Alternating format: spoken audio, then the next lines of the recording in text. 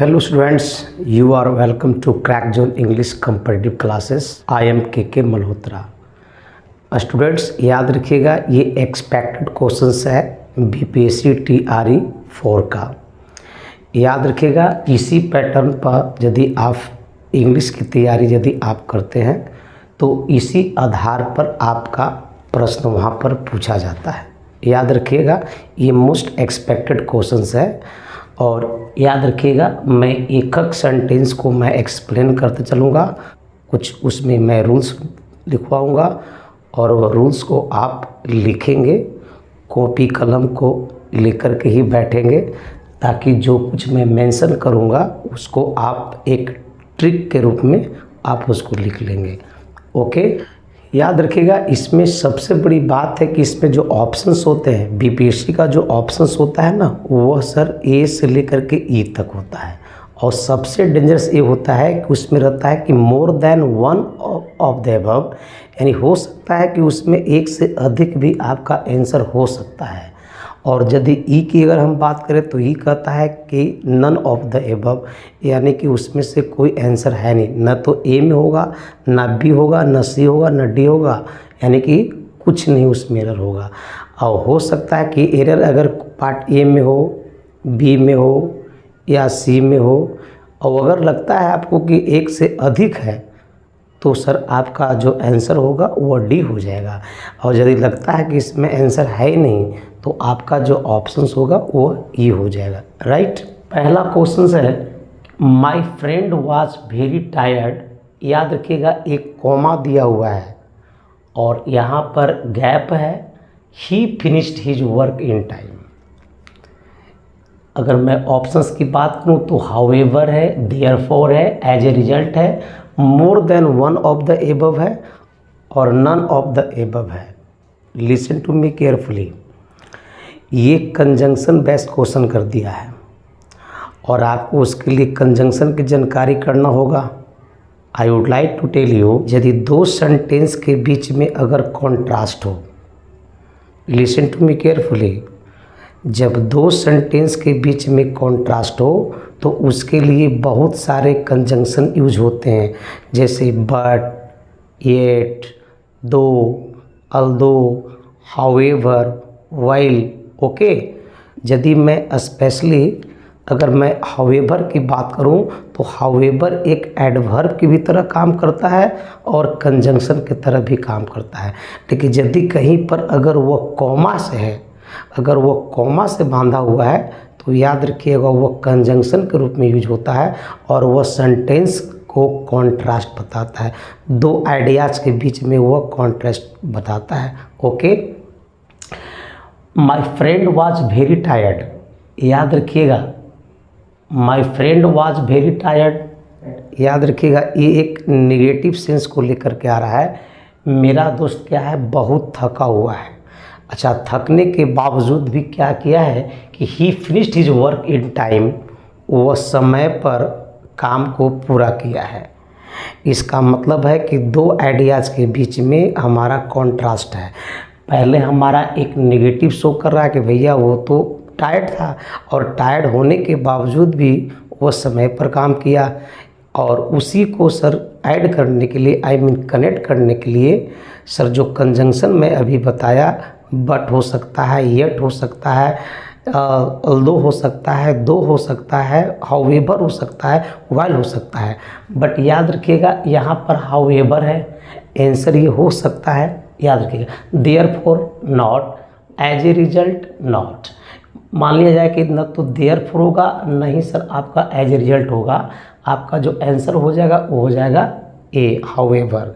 याद रखिएगा इसमें दो से अधिक आंसर नहीं है, चूँकि यहाँ दिया हुआ है कि more than one of the above, तो नहीं, सिर्फ आपका हाउएवर हो जाएगा। तो आपका जो राइट आंसर होगा वो आपका ए हो जाएगा। राइट, सेकंड क्वेश्चन एकदम सीखते चलना है। Okay, my friend was tired. याद रखिएगा फिर से वही सेंटेंस को रिपीट किया है कि माय फ्रेंड वाज टायर्ड। ये भी सर याद रखिएगा पॉजिटिव नहीं है, एक नेगेटिव सेंस लिया है। माय फ्रेंड वाज टायर्ड एक नेगेटिव सेंस लिया और याद रखिए यहाँ पे कॉमा नहीं है, एक गैप दिया हुआ है। और ही फिनिश्ड हिज वर्क, और फिर से वही सेंटेंस है कि माय फ्रेंड वाज टायर्ड। एक फ्रेंड के बारे में क्या है, एक नेगेटिव सेंस है, और उसी के बाद वो काम क्या किया, फिर से काम को कर लिया है। यानी कि फिर से वही सेंटेंस को रिपीट किया कि मेरा दोस्त थका हुआ था, थकने के बावजूद भी वो काम किया। तो याद रखिएगा यहाँ पर at just I have taught you, मैं अभी ही पढ़ाया हूँ। और दैट तो खैर नहीं आएगा, बट याद रखिएगा एट इज और बट दोनों हो सकता है, क्योंकि to show the contrast between the two sentence we should require a conjunction but, yet, though, although, while, however. But however यहाँ पर ऑप्शन में भी नहीं है और यहाँ पर सर कॉमा भी नहीं है, इसलिए याद रखिएगा एट आ सकता है, बट आ सकता है। इसका मतलब yet can be fit here और but can be fit here, यानी कि दो आंसर आ रहा है। इसका मतलब होता है कि ये मोर देन वन है, इसलिए आपका जो आंसर बनेगा वो आपका डी बनेगा। आपका आंसर क्या बनेगा, डी बनेगा। Okay, next, I am looking forward to, that's a very important question, listen to me carefully. I am looking forward to, कि बहुत सारे ऐसे स्टूडेंट्स होते हैं कि ये जब टू को देखें तो उनको वर्ब V1 में रखना शुरू कर देते हैं। याद रखिएगा, मैं ये नहीं कह रहा हूँ कि टू के बाद V1 नहीं आएगा, लेकिन हर जगह टू के बाद V1 नहीं होता है। याद रखिएगा, यहाँ पर अगर टू के बाद सी माई फ्रेंड है तो आप आंसर यही करके आते, जो कि आंसर आपका गलत हो जाएगा। याद रखिएगा, ये आंसर नहीं होगा। टू के साथ सर यहाँ पर हैविंग बीन सीन, ये आउट हुआ, दो हमारा आउट हो गया। सीइंग माई फ्रेंड, याद रखिएगा, क्या टू के बाद सीइंग आएगा, तो ये बिल्कुल आएगा। याद रखिएगा, कुछ ऐसे मैं वर्ड्स आपको बताया था कि यदि कोई state verb is, are, am, was, were के बाद यदि एक customer to, addicted to, listen to my word carefully, listen to me carefully, which word I am just going to mention right in front of you. Okay, what I am saying, I am saying to you कि state verb यदि हो is, are, am, was, were, और अगर उसके बाद एक customer to, used to, addicted to, habituated to, with a view to और look forward to यदि हो, तो आने वाला जो वर्ब होता है वो एक जेरेंट फॉर्म में होती है। और जेरेंट का मतलब होता है वर्ब में क्या लगाओगे, आईएनजी लगाओगे, तो जो आपका आंसर बनेगा ये बनेगा सीइंग।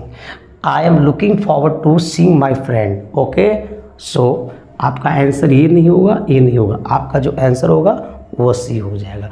ओके, फोर्थ क्वेश्चन है, it is high time Ram gap this work. याद रखिएगा, ये मैं पास्ट इंडिफिनिट का फंक्शन में पढ़ाया था। याद रखिएगा, वर्ड को लिखने का प्रयास कीजिएगा।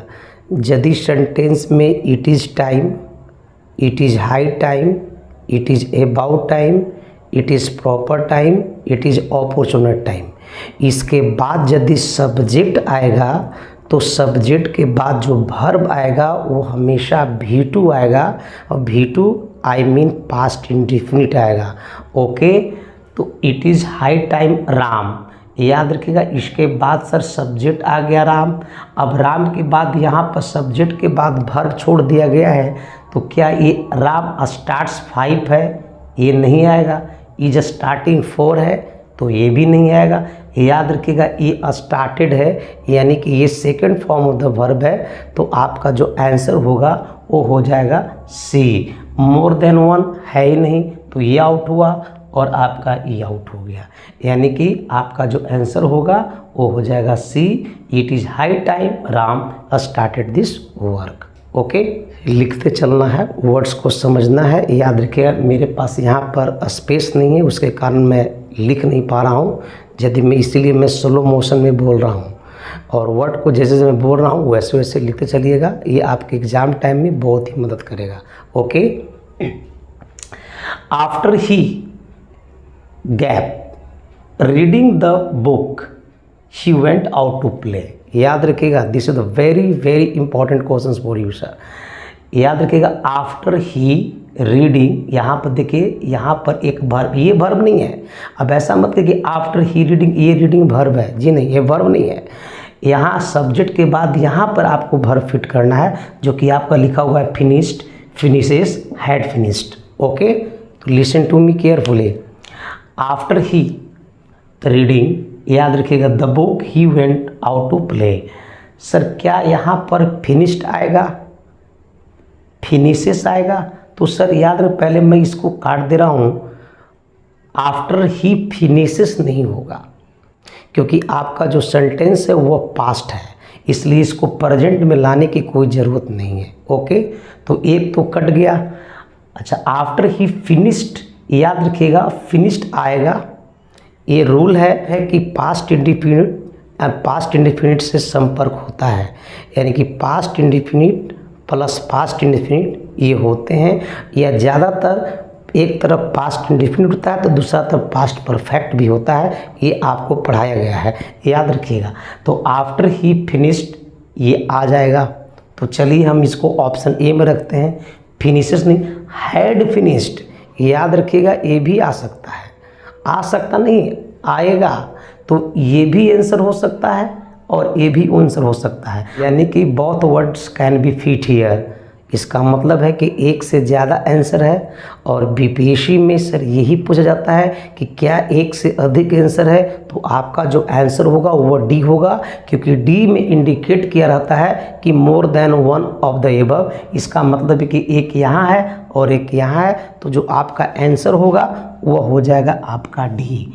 याद रखिएगा, D will be right answer. Okay, 6 question देखिएगा। स्कार्सली के बाद गैप किया हुआ, enter the classroom when the power went out. Scarcely के साथ डायरेक्ट आप सब्जेक्ट नहीं लगा सकते हैं, स्कार्सली हो या हार्डली हो या नो सूनर हो, इसका पेयर वर्ड होता है। नो सूनर के साथ देन आएगा, हार्डली और स्कार्सली के साथ व्हेन आएगा। तो यदि आप देखना चाहेंगे तो देख सकते हैं, स्कार्सली के साथ देखिए यहाँ पर व्हेन लगाया हुआ है। यहाँ पर अगर नो सूनर होता तो यहाँ पर देन होता, यहाँ पर हार्डली होता तो ये व्हेन का व्हेन ही रह जाता। तो याद रखिएगा, इसके बाद डायरेक्ट सब्जेक्ट नहीं आएगा। अब डायरेक्ट सब्जेक्ट नहीं आया तो स्कार्सली द टीचर ये आउट हो गया। डिड द टीचर, याद रखिएगा ये आ सकता है। हैड द टीचर ये भी आ सकता है। तो क्या more than one of the above answer होगा?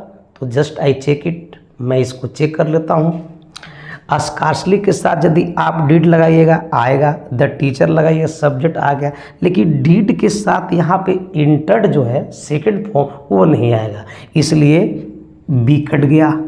अब हैड लगाइएगा तो यहाँ इंटर्ड आएगा, तो आपका जो आंसर होगा वो हो जाएगा सी। मोर देन वन नहीं है, सिर्फ आपका जो आंसर होगा, scarcely had the teacher enter the classroom when the power went out. आपका जो आंसर होगा वो हो जाएगा सी। ओके।